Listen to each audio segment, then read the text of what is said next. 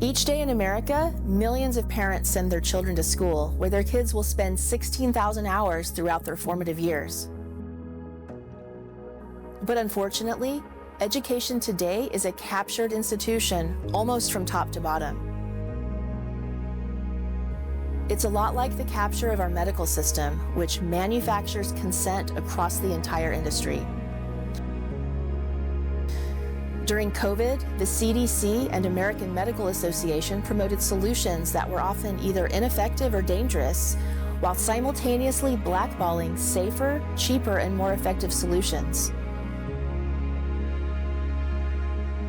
Doctors and hospitals that followed the top-down guidelines were rewarded, and those who didn't were punished. With education, global bodies like the UN and UNESCO, the education wing of the UN, run by unelected leaders, have somehow been given the authority to lay out the trajectory of education for the entire world populace. With this power, they've chosen to focus on indoctrinating the world's children into a new ideology, rather than pushing for high academic standards.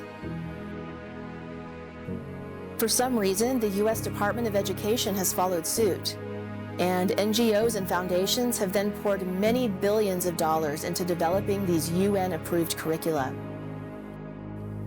Teachers and administrators in their college courses, teacher trainings, and with reinforcement from the teachers' unions, are conditioned to see their role in education in a certain way and to fall in line with the woke systems and curricula. But how are the schools induced to implement this? With a lot of modern-day trickery. Pharmaceutical companies do market research to know which words to use in marketing their drugs to the populace, and the drug reps notoriously grease the wheels at the doctor's office, giving special perks to doctors who prescribe their drugs. Doctors accept this because of their training in medical schools funded by the pharmaceutical companies. In the case of education, curriculum companies approach school districts and states with a well-honed pitch and bundle of freebies.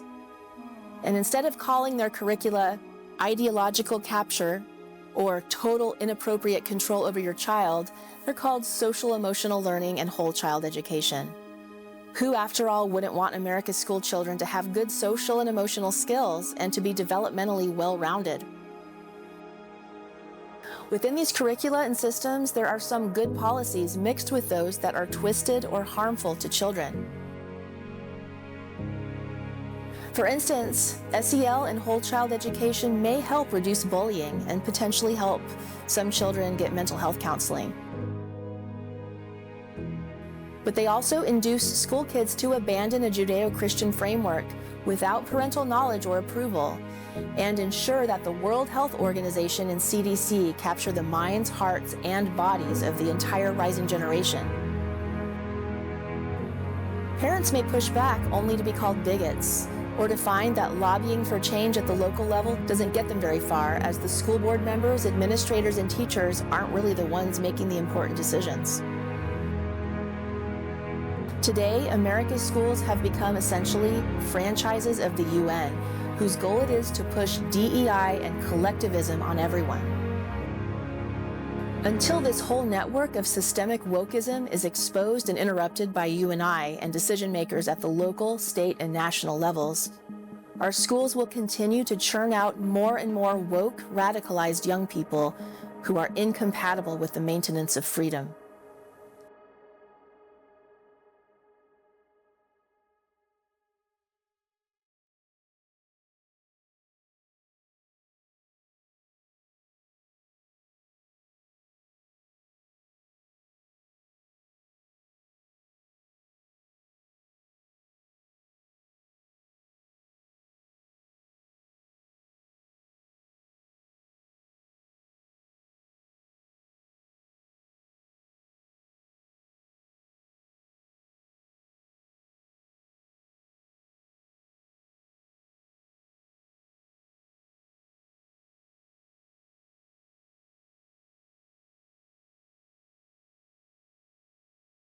With education, global bodies like the UN and UNESCO, run by unelected leaders, have somehow been given the authority to lay out the trajectory of education for the entire world populace.